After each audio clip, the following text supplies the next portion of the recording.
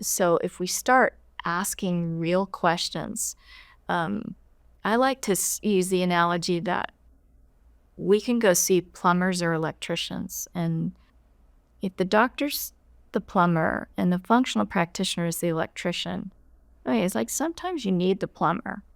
But should we be going to the plumber and asking them what's wrong with our wiring? Because we do, and we accept their answer. And of course, the plumber is going to look at the breaker box and go, well, everything looks good here. I don't see anything wrong, right? And as functional medicine becomes more trendy and people want more answers and more solutions, we're hearing that, the plumber got a certification in electricity. I don't know. If I was remodeling my house, I'd want to bring in the plumber and the electrician, and I wouldn't let the plumber tell me what's wrong with my wiring. I don't give a diagnosis. I don't do things that fall out of the scope of what I'm doing. But people rely on this model thinking it contains everything, and also feeling like if my insurance doesn't cover it, I don't want to do it because they invest in their insurance company.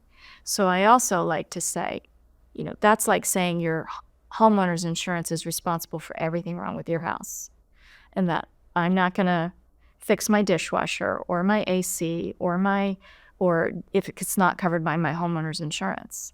And so we're tied up in this model that's not just about the concept of what is healthcare, but the concept of how we will actually participate in it from even a financial perspective.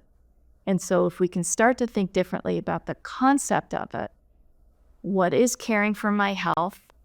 When do I really need this particular model? When do I need the plumber? Is the majority of what's going on in my house wiring? And do I rely on the plumber to tell me what's wrong with my wiring? And am I going to say I'm not going to do anything about it because my homeowner's insurance doesn't cover it? And if you were told that the stuff you're putting down your disposal is why your disposal doesn't work, wouldn't you stop? So again, we just don't understand that there's all these pieces that we need to think differently and start asking ourselves better questions so we can make better choices.